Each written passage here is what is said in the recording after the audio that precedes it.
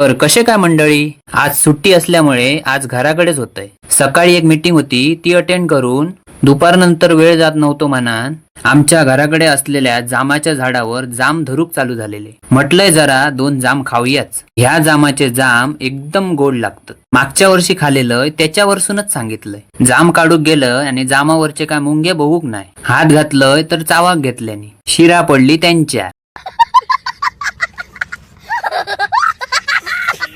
2 ऐवजी 5-6 जास्तच खाले जाम. पोट एकदम फुल झालेला.